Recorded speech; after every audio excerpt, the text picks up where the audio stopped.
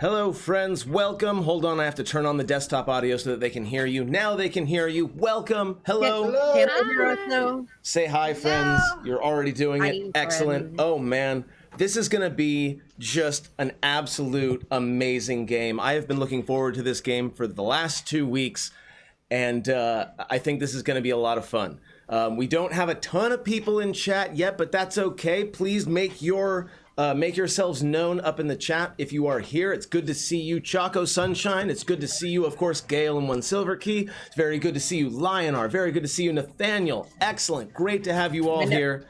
This is going to be one hell of a game, my friends. We've got a couple of coins being tossed to the PCs. Thankfully, I already prepared for that. I have already prepared a treasure for the PCs that should, I believe, over and above the module, cover most, if not all, of the toss-a coins that will be coming in this time. So, one way or another. Maybe, I don't know. I might be underestimating the generosity of our wonderful viewers. There was 3 sitting there. Patreon.com/math demigod. So we just got an extra one. Yes, and M, thank you very much for keeping track. So let's talk a little bit before we get started, because I know that I put out this big thing about how we're going to start with fighting a roper, but you know, I got to give folks a chance to get in here. I got to get folks a chance to sit down and get ready. So let's talk a little bit about last game, because last game had, I think, more encounters per minute or per hour than I've seen in most sessions. Like, they were little micro encounters, but there were a bunch of them.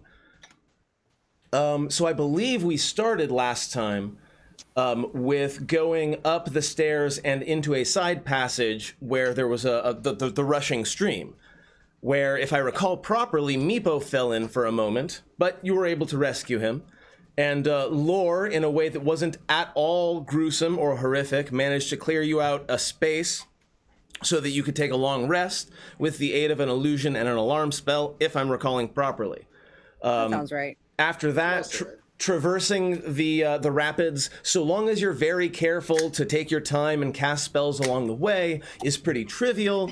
But you did learn very quickly not to take those rapids for granted.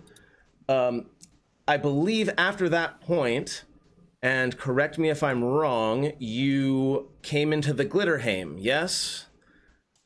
Yeah, that sounds right. The forest of essentially Alice in Wonderland wonder. Well, you missed the part where we wandered past the Spore Room of Doom. Jeff, please tell us a little bit about the Spore Room of Doom.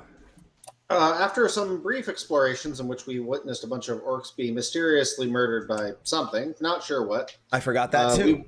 We wandered on and we found a brand new bad idea in the form of a room full of spores and a sword and a helmet. And that was deemed worthy of risk. So Laura was very kind and extraordinarily generous, and ran in and got both of those items for. I'm gonna go ahead and stop you right there. I'm gonna go ahead and stop you right there, and I'm gonna ask M to take up the story from there, because I seem to recall that Laura was indeed the one to enter the room of the horrible mold. Yeah, you had me write down what we had a silver helmet. Yes, that's what it was. Non-magical, but very valuable. Yeah, it was something basic. It was easy and simple. There was like, oh, there's a sword over there, and then Calder was like, I'll get it, and then didn't move, and then and he was like, huh, the sword's not moving with my mind, which, in my opinion, was the equivalent of like, I can't find my keys. They didn't fall from the ceiling into my hand. So Lore was like, that's boring, so we're not going to deal with that shit anymore. And then just decided to walk into the issue, wrapped her face up to deal with spores. Didn't work so well, but, we tried. Got a sword, threw up a whole bunch, washed myself off, came back, because, Calder decided to make some snide-ass comment. Then somebody was like, hey, there's something else glittering out there. Like, oh, you couldn't tell me that the first time before I walked in and walked back in? Because, it's not like anybody else was going to go play in the spore land. Threw up some more, just in case if I missed anything the first time. You I only hadn't. summer on I only summer on Bad Idea Island.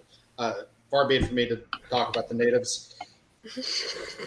So after I'm gonna that, drown him. so after the totally not a drow attack on some orcs, and following the horrible mold room that you managed to get a magical item and a very valuable helmet from, after that, then you stumbled, I think it was Calder specifically that stumbled specifically into the Glitterhame, going, my god, this is the most beautiful thing I've ever seen. Boom, Grix. And the Grix were pretty trivial, if I recall properly. It was not a very difficult encounter. I don't think anyone was in any danger there. If I recall, it was easy. after that, Lore did some teleporting or did some climbing and found a place up, sort of a shelf up near the sort of ceiling of the Glitterhame.